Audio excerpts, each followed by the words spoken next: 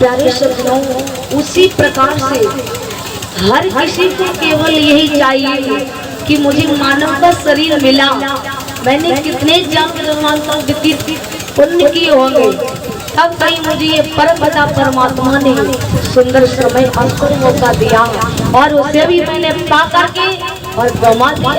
फिर हाथ कुछ भी आने वाला नहीं है। हमेशा याद रखें प्यारे सज्जनों, जो भी कर्म किए वो सब कुछ यही रह जाएंगे और परमपिता परमात्मा के दरबार में जब पहुंचोगे तब भगवान पूछेंगे, क्यों भैया तुम्हारे गांव में कथा चलती थी? हाँ हाँ भैया चलती रही।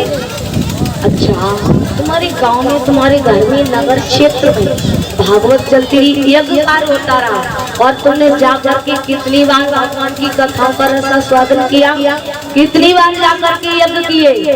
तो प्यारे क्या जवाब होगा कि मैं अपनी मूंगफली खोदते रहे, अपनी मक्खा को तोड़ते रहे।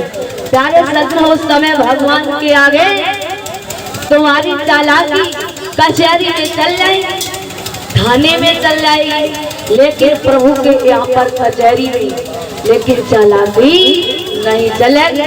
हर जगह तुम्हारी रिश्वत चल जाएगी, लेकिन प्रभु के दरबार में रिश्वत भी कार्य नहीं करेगी। इसलिए हमेशा याद रखो कि मुझे इस दुनिया में किस लिए भेजा और मैं कौन से कार्य कर रहा हूँ।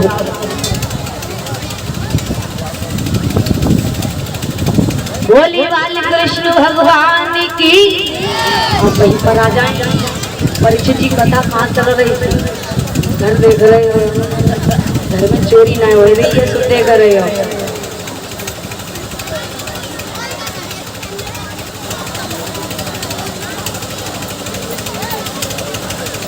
कथा की तरफ परीक्षित जी को आते हैं।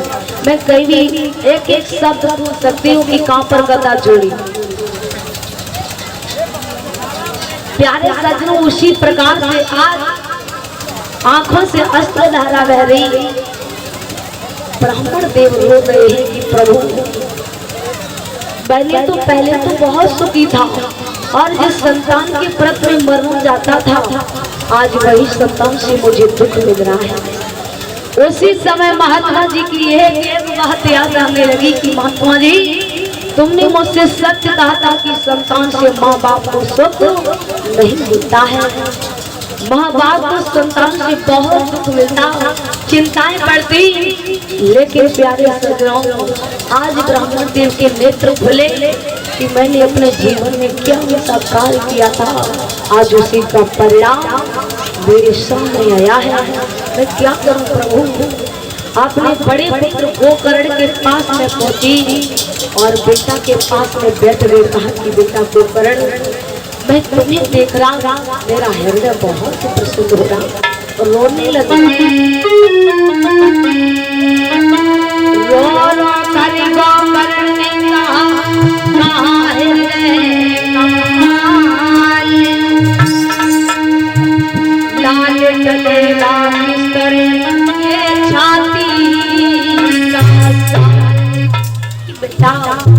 जितना मैं आपको जब देखता हूँ तो मेरा हृदय बड़ा ही शीतल होता, बहुत प्रसन्न होता, और जिस समय से प्रत्यक्ष नीच धुंधकारी के कर्म करने को देखता तो उतना ही मेरा हृदय जलने लगता। देता पुत्र तो तुम दोनों हो, लेकिन मुझे ऐसा क्यों प्रतीत हो रहा कि इस पुत्र के द्वारा कहीं मेरी मृत्यु न हो जाए।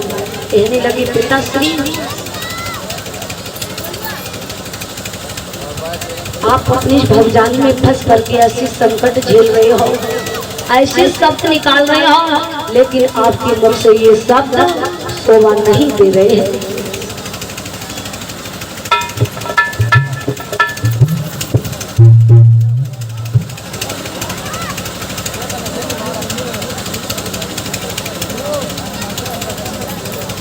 कहने लगे, पिताश्री, अगर आपको मेरे भाई से दुख मिलता है, कोई तो संतान सुखदायनी होती तो कोई दुखदायनी होती।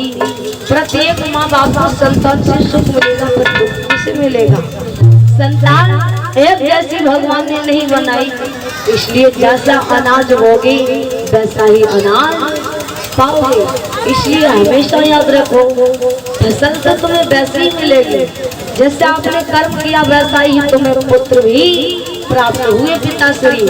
इसलिए भूल जाओ, अगर तुम्हें अपने जीवन में कुछ सुख शांति प्रदान करनी है तो आप हम सभी को छोड़ करके और जा करके भगवान हरि का गुणगान करो, आपको सुख शांति तभी मिलेगी।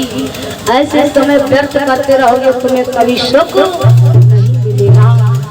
अपने पुत्र के कहने पर कुछ दिवसों के बाद ब्राह्मण देव वन को चले जाते हरि गुणगान करने के लिए, और कुछ दिनों में वो गरुड़ भी अपने स्थान को चले जाते हैं। धुंधकारी ने देखा कि घर पर तो मेरी माँ रह गई, इसके पास में बहुत सारी धन दौलत जीवन होगा, अब तो मुझे देखेगी। हाथ में लकड़ी ले करके अपने मैया के पास में गया और धुंधली अकेली बैठी है। प्यारे सज्जनों, पुत्र ही अगर ऐसा पुत्र हो तो बचपन में मैया गला घोट कर उसे मार दे, कोई दोष नहीं है। जिस पुत्र के कर्म के द्वारा माँ बाप को रोना पड़े, और क्या हुआ? अब